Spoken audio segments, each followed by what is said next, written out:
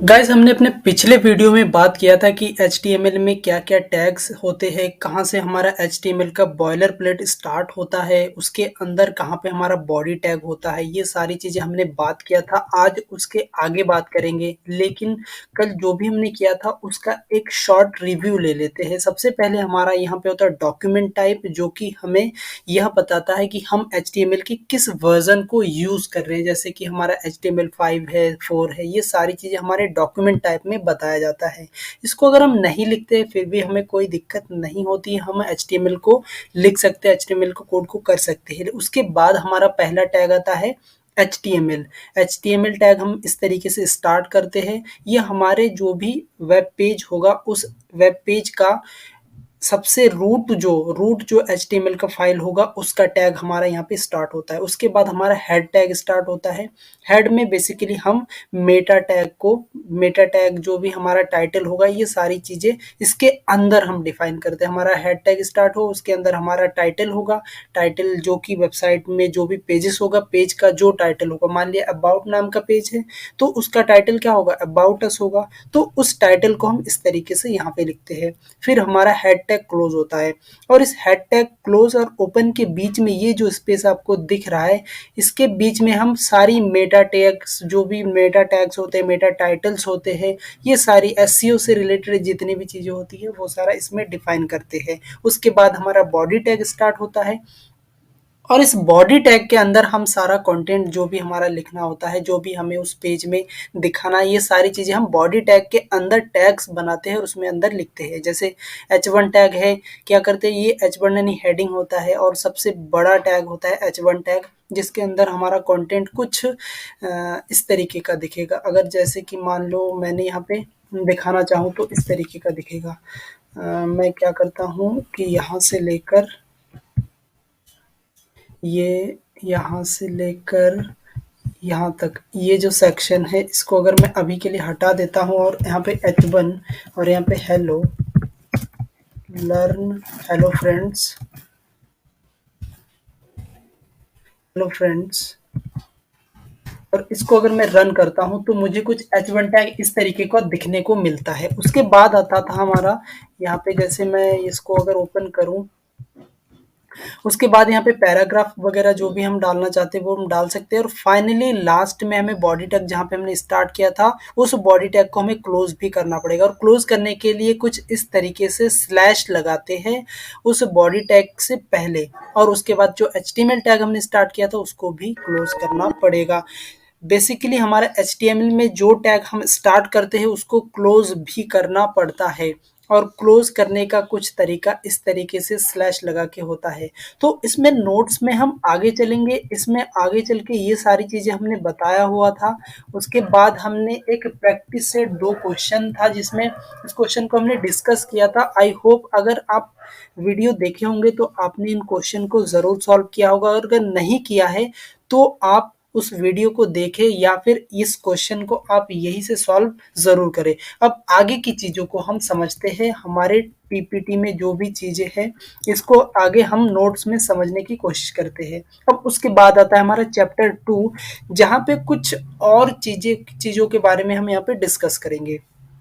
अब चैप्टर 2 में सबसे पहले आता है HTML एट्रीब्यूट्स। HTML का जो एट्रीब्यूट है वो क्या है, उसके बारे में यहाँ पे बताया गया है। HTML एट्रीब्यूट यहाँ पे लिखा है simply, used to more information corresponding to an HTML tag, यानी जो भी हमारा HTML का जो भी टैग्स होगा उस टैग के अंदर उसके इंफॉर्मेशन को, करस्पॉन्डिंग इंफॉर्मेशन को बताने के लिए, यानी हम एक टैग जब बनाते हैं उस टैग के अंदर हम बहुत सारी चीज़ें डिफाइन कर सकते हैं। जैसे हमारा इमेज टैग है, इमेज टैग के अंदर हमें उस पर्टिकुलर इमेज का URL देना पड़ता है, लेकिन उस URL को देने के लिए हमें एट्रीब्यूट की ज़रूरत होती है। जैसे कि मान लिया हमारे पास एक बटन है, अब उस बटन के क्लिक पे मुझे किसी दूसरे पेज में रिडायरेक्ट करना पड़ेगा, तो मुझे बताना पड़ेगा कि मैं किस पेज में उसको रिडायरेक्ट कराना चाहता हूँ। तो उसके लिए बेसिकली हमारा एंकर टैग यूज़ होता है। एंकर टैग को कुछ इस तरीके से लिखते हैं, ए फिर स्पेस देके href equals to double quote के अंदर उस पर्टिकुलर पाथ पेज का पाथ देते हैं जिसके अंदर हम उसको रिडायरेक्ट कराना चाहते हैं। तो आइए इसको एक प्रैक्टिकली वे में समझते हैं। अब सिंपली मैं अगर यहाँ पे क्या करता हूँ, href टैग यानी ए एंकर टैग लिखना है, तो सिंपली वीएस कोड में आपको ए टाइप करना है और एंटर मारना है। तो वीएस कोड की मदद से आप ए टाइप करके एंटर मार रहे हैं तो आपका पूरा टैग बनी बनाई मिल रहा है। अब सिंपली मैं क्या करता हूँ कि यहाँ पर ना एक दूसरा पेज बनाता हूँ। यहाँ पर about dot H T M L नाम से एक पेज बना लिया मैंने, और यहाँ पे h1 टैग के अंदर मैं लिखता हूँ अबाउट, h1 टैग के अंदर ABOUT अबाउट अस। इस तरीके से मैंने लिख दिया। अब सिंपली मुझे क्या करना है कि मैं चाहता हूं कि यहाँ पर एक एंकर टैग बनाऊं और उस एंकर टैग में मैं इस अबाउट अस जो पेज है इसका पाथ दूं। तो सिंपली मुझे क्या करना है, ABOUT dot H T M L इतना लिखना है बस। बस मैंने इतना लिख दिया। लिखने के बाद लेकिन हमें अभी यहाँ पे कुछ दिखाई नहीं देगा इस पेज में। यहाँ पर मुझे अभी कुछ दिखाई नहीं देने वाला है उस एंकर टैग से रिलेटेड। क्यों नहीं दिखाई देगा? क्योंकि मैंने यहाँ पे एंकर टैग को स्टार्ट किया, स्टार्ट करने के बाद यहाँ पे क्लोज किया, लेकिन क्लोजिंग और स्टार्टिंग टैग के बीच में हमें कुछ कंटेंट लिखना पड़ेगा। जैसे हमने यहाँ पे h1 टैग में लिखा है, h1 टैग को स्टार्ट किया, h1 टैग को क्लोज किया, लेकिन उसके बीच में हमने जो कंटेंट लिखा वही तो हमें यहाँ पे शो हो रहा है। ठीक उसी तरीके से हमें एंकर टैग को भी बताना पड़ेगा। तो यहाँ पे मैं सिंपली अबाउट लिखूंगा तो मुझे यही अबाउट यहाँ पे दिखाई देगा, और ये कुछ इस तरीके से दिखाई दे रहा है। जैसे ही मैं इस पे होवर करता हूँ तो आप अगर देख पा रहे होंगे यहाँ पे कोने में उस पर्टिकुलर पेज का पाथ यहाँ पे आ जाएगा। देखो यहाँ पे उस पर्टिकुलर पेज का पाथ आ रहा है, और जैसे मैं उस पर क्लिक करूंगा तो मुझे उस पेज पे रिडायरेक्ट कर दिया जाएगा। ये देखो अबाउट अस वाले पेज पे रिडायरेक्ट कर दिया। इससे पहले मैं कहा था index dot H T M L पे था, अब मुझे about dot H T M L पे रिडायरेक्ट कर दिया गया है। और अगर मैं चाहता हूं कि इस पेज से, जैसे अबाउट अस पेज पे आया हूं, इससे किसी तीसरे पेज यानी और एक पेज बनाओ और उस पे जाना चाहूँ तो सिंपली यही करेंगे। या फिर मैं चाहता हूं कि मैं बैक उसी पेज पे आऊं तो मुझे सिंपली अबाउट अस वाले पेज पे जाना पड़ेगा, और यहाँ पर एक एंकर टैग बनाएंगे और इसका नाम देंगे हम index dot H T M L, और इसके बीच में हम क्या लिखते हैं, BACK। अगर हम इसको दबाएंगे तो हमें index dot H T M L page पे रिडायरेक्ट कर देना चाहिए। तो मैं सिंपली यहाँ पे रिलोड करता हूँ तो ये देखो बैक बटन आ गया। जैसे मैं इस पर क्लिक करता हूँ तो ये देखो मुझे इस पेज पे रिडायरेक्ट कर दिया है। ये देखो। अब सिंपली आगे की चीजों को समझते हैं, और आई होप एंकर टैग के बारे में आप अच्छे से समझ पाए होंगे। अगर कोई भी डाउट रहता है एंकर टैग के बारे में तो आप प्लीज कमेंट में मुझे जरूर बताएं, ताकि मैं आपको आपके डाउट को क्लियर करने में आपकी मदद कर पाऊं। अब उसके बाद आता है हमारा अगला इमेज टैग।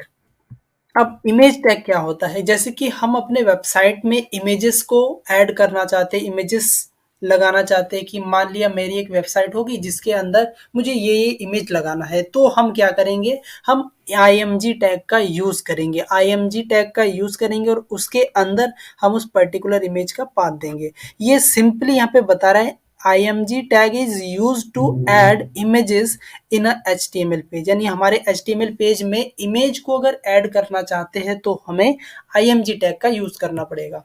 अब सिंपली इसको भी एक प्रैक्टिकल करके देखते हैं। सिंपली मैं क्या करूंगा, हम ना यहाँ पे इमेज नाम का एक फोल्डर बनाते हैं, उसके अंदर इमेजेस को रखेंगे, IMAGES इमेजेस नाम से एक फोल्डर बनाया और इसके अंदर हम इमेज को डाउनलोड करके रखेंगे और यहाँ पर उसी का पाथ देंगे। तो चलिए आइए डाउनलोड करते हैं इमेजेस को, जो भी हमें इमेजेस पसंद आते हैं उसको डाउनलोड कर लेते हैं।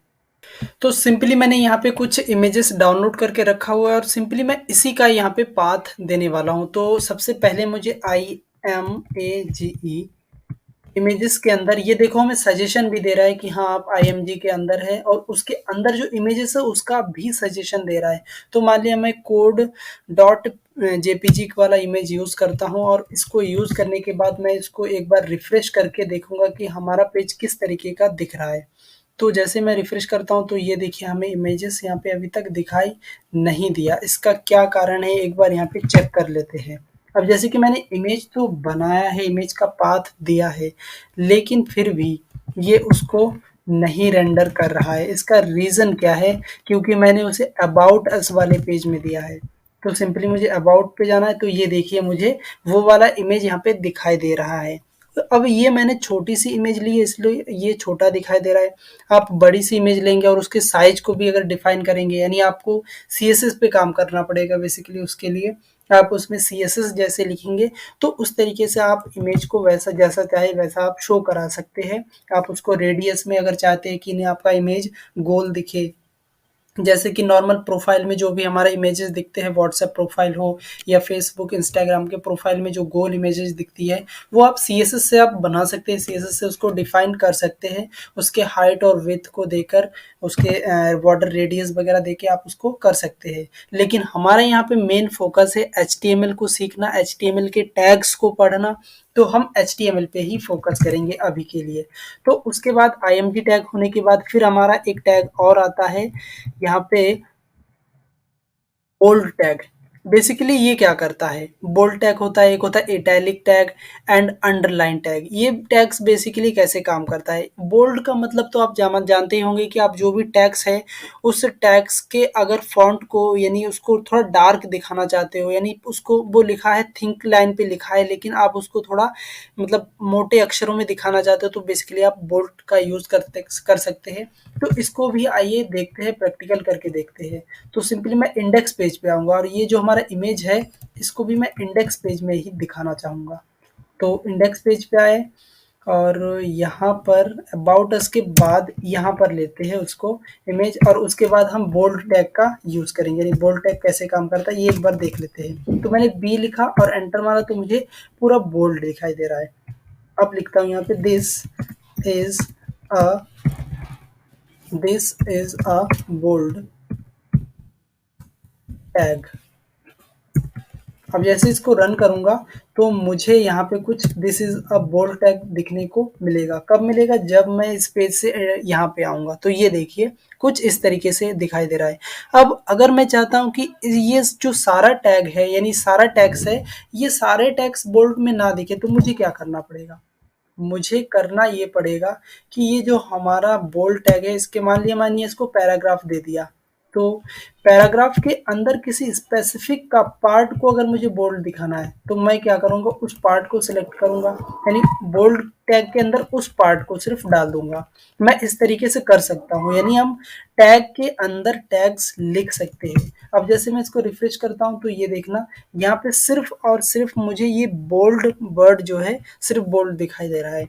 अब बोल्ड के बारे में हम अच्छे से आई थिंक समझ चुके होंगे। उसके बाद आता है हमारा इटैलिक और फिर अंडरलाइन। इटैलिक क्या करता है कि हमारा जो भी वर्ड है उस वर्ड को थोड़ा तिरछे अक्षरों में दिखाता है। अब सिंपली इसको इटैलिक करने के लिए आपको क्या लिखना है, आई टैग लिखना है। यहाँ जहाँ पे आपने बोल्ड लिखा है उसके बाद यहाँ पे आपको इटैलिक लिखना पड़ेगा। तो यहाँ पे आई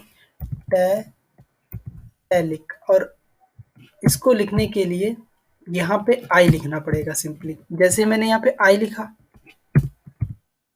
टैलिक, जैसे मैं इसको रन करता हूँ तो देखता हूँ कि क्या हमारा ये इटैलिक दिखता है या नहीं। तो ये देखिए यहाँ पे दिख रहा है, ये जो इटैलिक वर्ड है ये कुछ तिरछे अक्षरों में नहीं इटैलिक अक्षर में दिख रहा है। उसके बाद आता है हमारा इटैलिक के बाद आता है उस इटैलिक के बाद यहाँ पे आ रहा है हमारा अंडरलाइन। अंडरलाइन के लिए सिंपली हमें सिर्फ यू लिखना पड़ता है। जैसे हमने आई लिखा, जैसे हमने बी लिखा, उसी तरीके से हमें सिर्फ यू लिखना पड़ेगा। यानी मैंने इसको यू लिखा, इसको भी हमें यू लिखना है।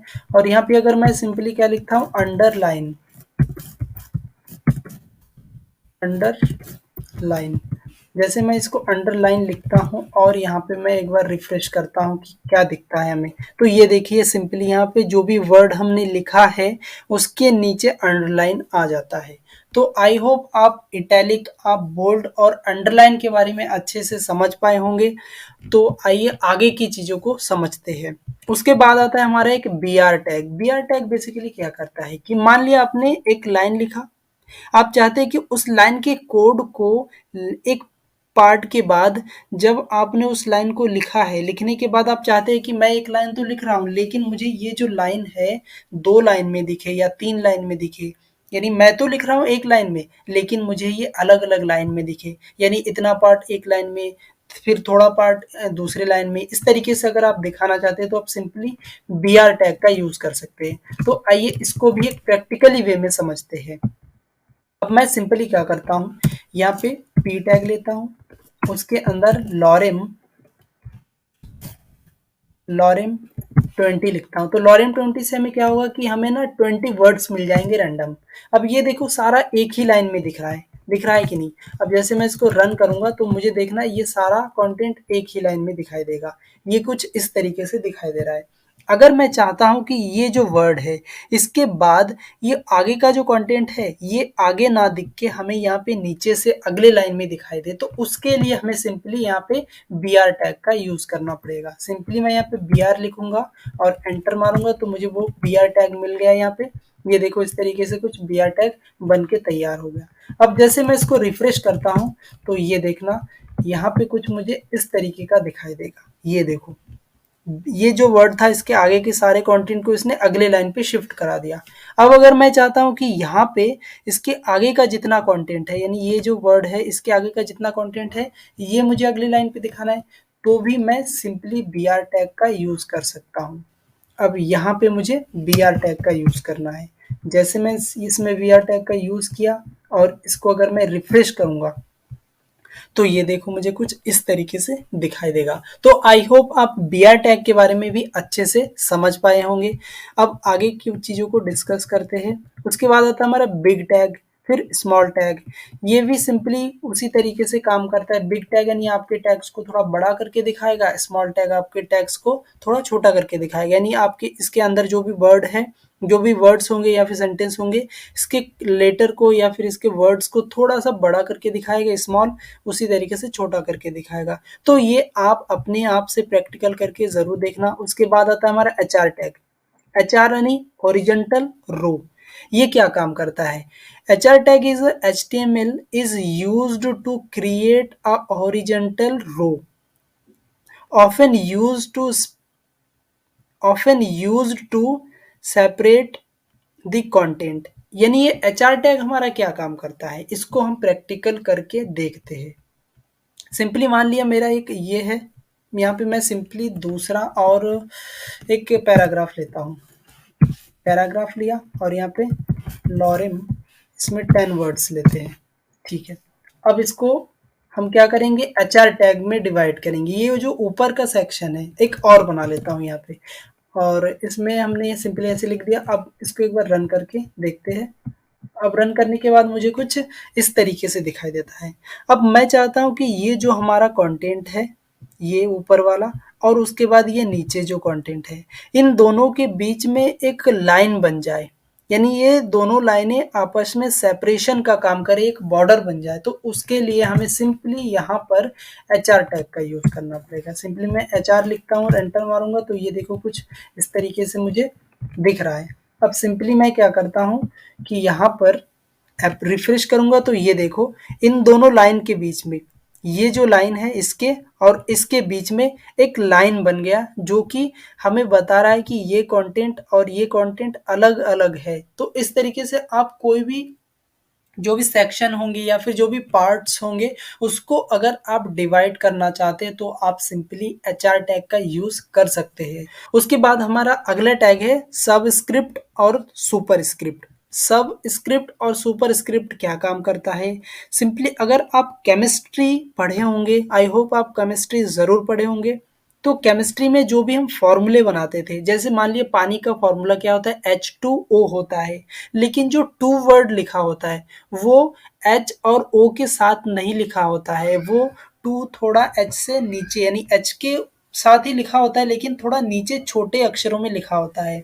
तो सिंपली उस टाइप के अगर वर्ड्स को हम लिखना चाहते हैं, उस टाइप के फॉर्मूलेस को लिखना चाहते हैं तो सिंपली हम कर सकते हैं। जैसे हमारा कार्बन डाइऑक्साइड का जो फॉर्मूला होता है वो होता है CO2। तो उसको अगर मैं लिखना चाहूँ, ये टू जो है यहाँ पे नीचे है, इस तरीके से अगर लिखना चाहूँ तो मुझे सिंपली यूज करना पड़ेगा सब। सब मतलब वो नीचे करेगा और सुपर मतलब वो ऊपर करेगा। अब उसके बाद पहले सब को देख लेते हैं, सब स्ट्रिंग किस तरीके से काम करता है। सिंपली मैं यहाँ पे एक पैराग्राफ लेता हूँ और उसके अंदर मैं लिखूंगा CO। अब टू भी मुझे लिखना है। वैसे नॉर्मली फॉर्मूला क्या होता है, CO2 होता है। तो सिंपली मुझे उस तरीके से इस तरीके से लिखूंगा, तो ये तो गलत दिख रहा है। तो हमें क्या करना है, यहाँ पे सब टैग का यूज करना है इस तरीके से, और यहाँ पर टू लिखना है और इसके बीच में स्पेस नहीं होता है। तो इस तरीके से लिखेंगे। और इसको अगर मैं देखता हूँ कि हमारा किस तरीके का दिखता है, तो ये देखिए, ये कुछ हमें इस तरीके से दिखाई दे रही है। आप अच्छे से आई थिंक देख पा रहे होंगे कि इस तरीके से दिखाई दे रही है। अब अगर हम चाहते हैं कि हमारा जो कार्बन है उसका जो परमाणु क्रमांक और परमाणु भार अलग अलग होते हैं।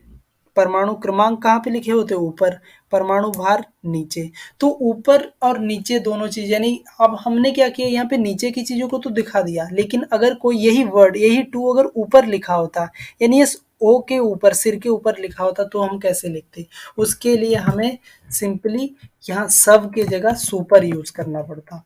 अब ऐसे कुछ फॉर्मूले देख लेते हैं कि कौन सा फॉर्मूला होता है। जैसे हमारा होता है 1H1 होता है सिंपली। हाँ हाँ हाँ, हाइड्रोजन का क्या होता है, 1H1 होता है, E2 होता है। तो हीलियम को बनाते हैं तो उसके लिए सुपर SUP होगा, सुपर स्ट्रिंग। उसमें हीलियम यानी 1 2, हीलियम नहीं, हम इसमें सिंपली हम क्या करते हैं, ऑक्सीजन के लेते हैं। ऑक्सीजन का कितना होता है, 8 और 16। तो 8, और यहाँ पे मैं लिखूंगा O, और फिर सब स्ट्रिंग सब, और यहाँ पे लिखूंगा कि 16। तो मुझे कुछ ऑक्सीजन जिस तरीके से होता है उस तरीके का यहाँ पे दिखाई देने वाला है। तो मैं इसको एक बार रन करके देखता हूँ। ऑक्सीजन का जो परमाणु क्रमांक और परमाणु भार होता है वो हमें इस तरीके से दिखाई देगा। ये देखिए, हमें कुछ इस तरीके से दिखाई दे रही है। तो आई होप आप इसको देख पा रहे होंगे और अच्छे से समझ पा रहे होंगे कि कैसे हमारा सब स्ट्रिंग काम करता है, कैसे हमारा सुपर स्ट्रिंग काम करता है। सो फ्रेंड्स, आज के लिए बस इतना ही। I will see you next time. Till then keep learning and keep smiling.